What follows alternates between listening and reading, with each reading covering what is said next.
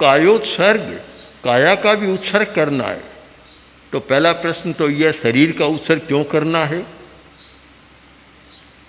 प्रेक्षा ध्यान के मर्म को समझने वाला इस बात को समझ सकता है कि ममत्व का सबसे प्रमुख केंद्र है मनुष्य का शरीर। मनुष्य का जितना अपने शरीर के प्रति ममत्व होता है उतना किसी के प्रति नहीं होता। सबसे ज़्यादा ममत्व है शरीर के प्रति।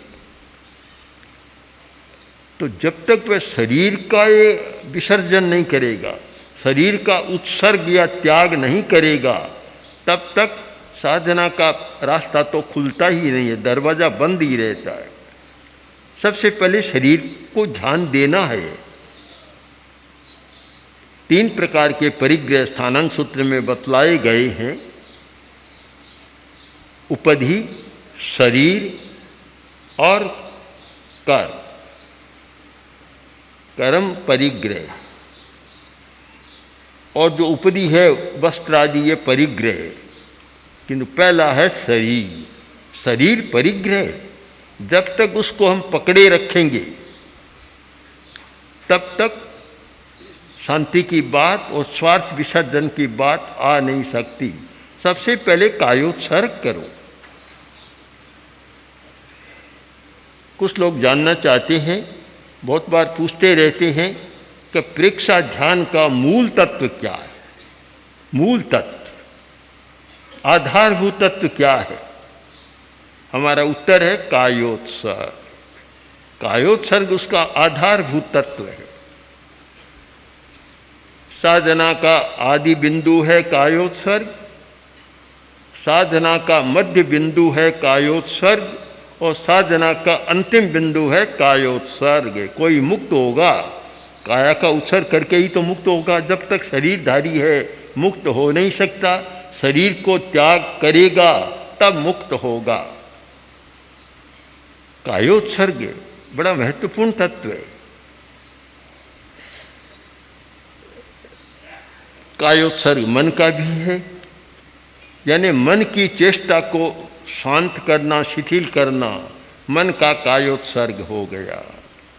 वाणी की चेष्टा को शांत करना, मौन करना, और मौन भी वास्तविक मौन।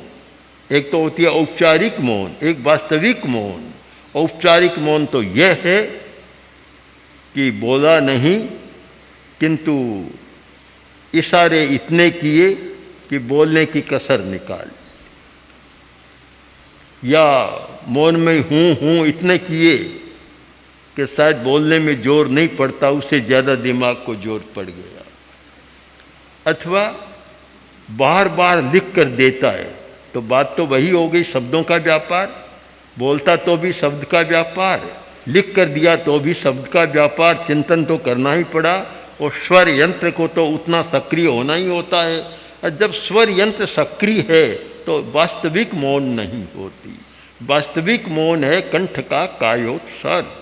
कंठ का कायोत्सर्ग, एक कायोत्सर्ग है पूरे शरीर का, एक कायोत्सर्ग होता है कंठ का।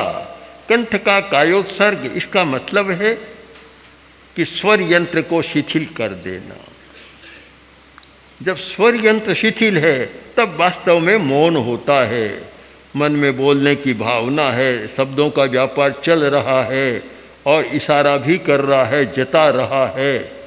तो वह तो औपचारिक मौन तो ठीक है, भाई बोलता नहीं, इसको हम मौन मान ले, किंतु जो मौन का लाभ मिलना चाहिए वह तो नहीं मिलता है।